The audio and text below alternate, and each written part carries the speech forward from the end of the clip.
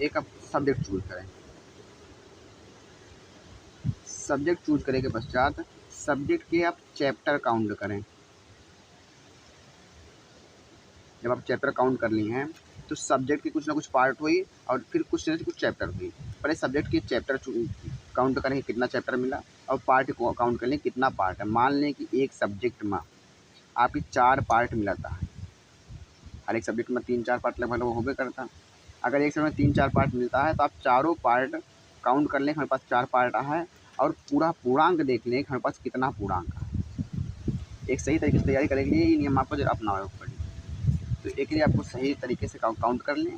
Count करने के बाद आप पहले देखें कि कौन सा पार्ट में कितना नंबर मिलता है। मान लें अगर ये 100 नंबर का है, जैसे अभी हम हिस्ट्री वाला आपका लिखा है, तो पहला वाला 30 नंबर का है पहला पार्ट, सेकंड पार्ट भी 30 नंबर का, थर्ड पार्ट भी 30 नंबर का, और फोर्थ पार्ट है 10 मार्क का।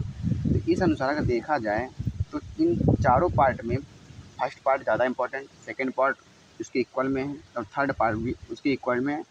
फोर्थ पार्ट मानचित्र का है जो 10 मार्क देगा, इसे भी पढ़ना अनिवार्य है। इस हिसाब से हमारे पास प्रत्येक पार्ट में कुछ ना कुछ चैप्टर्स होंगे। हम सारे चैप्टर को काउंट कर लेंगे। हो सकता है पहले पार्ट में 4 चैप्टर हो, दूसरे में 8 हो सकता है, ऐसा कुछ भी हो सकता है।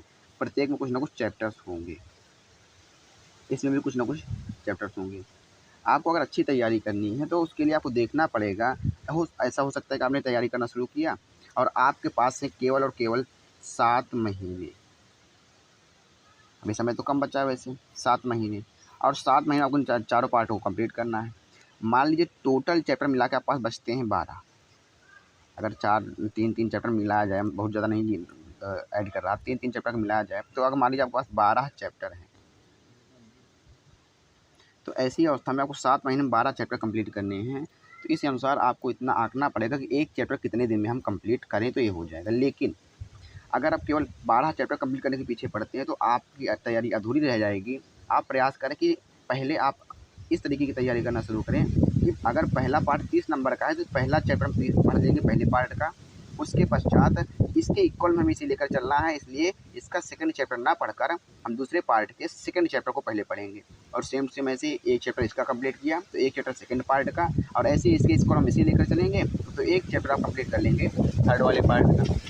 यही प्रक्रिया अपनाते हुए आप फोर्थ पार्ट का भी एक चैप्टर कंप्लीट कर लीजिए। जब चारों का एक चैप्टर कंप्लीट हो जाए उसके पश्चात आप पहले वाले पे लौट आए और पहले वाले का भी एक चैप्टर दूसरा वाला चैप्टर कंप्लीट कीजिए।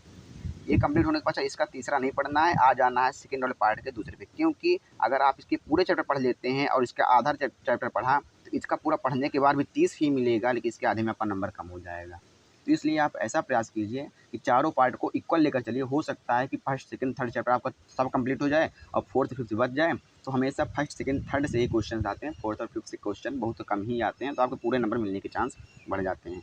उसके पश्चात पढ़ें कैसे और कितना पढ़ें, ये तो पढ़ने का तरीका था कि आपको पढ़ने के लिए सारी चीज़ें अपनानी पड़ेंगी, लेकिन पढ़े कैसे और कैसे अपना पूरा कोर्स से कम समय में कंप्लीट करें। तो इसके लिए ज़रूरी क्या है, देखिए ज़रूरी है कि पहले आप अपने पेज को काउंट कर लें, हमारे पास पेज कितने बचते हैं। जैसे कि यहाँ पर हमारे पास 552 पेज है, इसका अर्थ है 550 पेज लगभग। अगर 550 पेजेस हैं तो आप काउंट कीजिए मेरे पास महीने कितने हैं, पूरा काउंट कर लीजिए। अगर महीने आपके पास हैं 7 महीने, हर महीने अगर हम 30 डे माने, 30 डेज माने, तो ऐसे इस हिसाब से 210 दिन हमारे पास बचते हैं। हम मानते हैं कि इस 210 दिन में लगभग कम से कम 1 महीना तो ऐसा होगा जो हमें पढ़ने नहीं देगा, डिस्टर्ब कर देगा किसी न किसी कारण से। हो सकता है कि फ़ीवर हो जाए, हो सकता है कहीं जाना पड़ जाए, हो सकता है कोई ना कोई अर्जेंट काम आ जाए, इसमें कर देते हैं 30 डेज माइनस। ये सारे अन्य कार्य के लिए तो हमारे पास बचता कितना है, 180 डे। अगर 180 डे हमारे पास है तो ऐसी अवस्था में अपनी जो तैयारी करेंगे 180 दिन में ही हमें पूरी करनी रहेगी। तो आप काउंट कर लीजिएगा आपके पास पेजेस कितने हैं और दिन कितना है। इस हिसाब से आप पेजेस को डे के हिसाब से बांट लीजिए कि हमारे पास 550 पेज हैं और 180 दिन हैं, तो हम कर लेंगे। मतलब 55 पेज हमें 18 दिन में कंप्लीट करना है। यूँ कह लीजिए, अगर बाहर भाग देने पा रहा है तो 4 पेज इन 1 डे। अगर 4 पेज एक दिन में आप कंप्लीट करते हो तो ऐसी अवस्था में आपकी तैयारी पूरी होगी। कहने का अर्थ आप 6 महीने में ही अपनी पूरी तैयारी कर पाओगे और एक भी चैप्टर आपको बचने वाला नहीं। डेली आपको उस सब्जेक्ट का 4 पेज कंप्लीट करना होगा। कहने का अर्थ ये होता है कि अगर आपको एक तैयारी पूरी करनी है तो पूरी तैयारी पूरी करने के लिए और कम से कम समय में करने के लिए पहले अपने आप डेज को काउंट करेंगे। उस डेज में ऐसे डेज जिसका उपयोग आप नहीं कर सकते, किसी कारण हो सकता है छोड़ना पड़ जाए, हो सकता है कोई विपत्ति आ जाए, तो आप उसको माइनस कर देंगे। जो डेज आपके पास बचता है उसमें आप अपने चैप्टर को काउंट करेंगे और अपने पेज को काउंट करेंगे कि मेरे पास चैप्टर कितने हैं, पेज कितने हैं। जितने पेज होंगे उससे आप उस डेज से डिवाइड कर दीजिए और जो मिलेगा उस उतना ही पेज आपको डेली पढ़ना रहेगा। अगर आप डेली 4 पेज पढ़ते हैं तो आपका 6 महीने में बढ़िया से कंप्लीट भी हो जाएगा और बच जाता है 1 महीना। उस 1 महीने में आप रिवाइज़ कर सकते हो, या तो अगर कोई समस्या आती है तो वो 1 महीना आपका खाली बचता है, आप उसमें सब बाकी सारे काम कर सकते हैं। पढ़ने के लिए तरीका ही अपनाना है कि आपको पहले पार्ट काउंट करने हैं, कौन सा पार्ट कितना मार्क देगा इसे देखना है। उस हिसाब से आपको सारे पार्ट को इक्वल लेकर चलना है। फर्स्ट अगर पहले पार्ट का फर्स्ट पेपर पढ़ा तो अब सेकंड ना पढ़कर दूसरे पार्ट का फर्स्ट पेपर पढ़ें। इस प्रकार सबका फर्स्ट पढ़ लें, फिर सेकंड पढ़ें, फिर थर्ड पढ़ें। अगर इक्वल लेकर चलेंगे तो मार्क मिलने के जो चांसेस होते हैं वो 100% हो जाते हैं। लेकिन अगर आप चाहते हो कि एक पार्ट पूरा कंप्लीट कर ले फिर दूसरे पे जाएँ, ऐसी अवस्था में भूलने के चांस भी ज़्यादा हो जाते हैं और मार्क आने के जो चांसेस होते हैं वो केवल 70% बचते हैं। तो आपको बराबर मार्क मिलने वाला है नहीं। तो प्रयास कीजिएगा कि आप पहले अपने डे को काउंट करोगे, डे काउंट करने के पश्चात आपने चैप्टर काउंट करोगे, चैप्टर काउंट करने के पश्चात आप अपने पार्ट काउंट करोगे, कितने पार्ट हैं हमारे बुक में।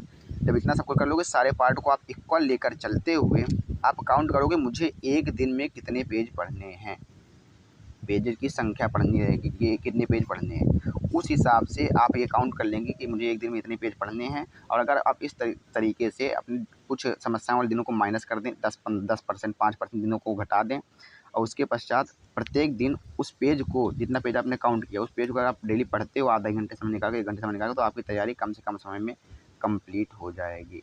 ये किसी भी सब्जेक्ट को आप लागू कर सकते हो, कोई भी सब्जेक्ट हो, चाहे वो साइंस हो, सोशल साइंस हो, हिस्ट्री हो, जियोग्राफी हो, आप सब पर ये नियम लागू कर सकते हो। आपको करना यही रहेगा, पहले सब्जेक्ट चूज़ कीजिए, फिर सब्जेक्ट के पार्ट देखिए, सब्जेक्ट के चैप्टर देखिए, फिर आपके पास कितने समय बचे हैं उसे देखिए, दिन काउंट कर लीजिए। काउंट करने के पश्चात 10% दिन को आप समस्याओं वाले दिन के रूप में माइनस कर दीजिए।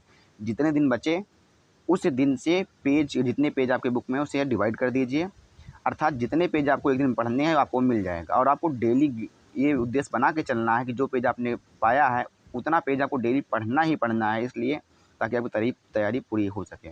अगर तैयारी पूरी हो गई तो आपका जो अन्य 10% दिन आपने छोड़ा था, माइनस किया था, उस 10% दिन में आप अपनी तैयारी का रिवीजन कर सकते हो और 100% मार्क के लिए अप्लाई कर सकते हो। तो ये आपकी तैयारी बेस्ट मानी जाएगी।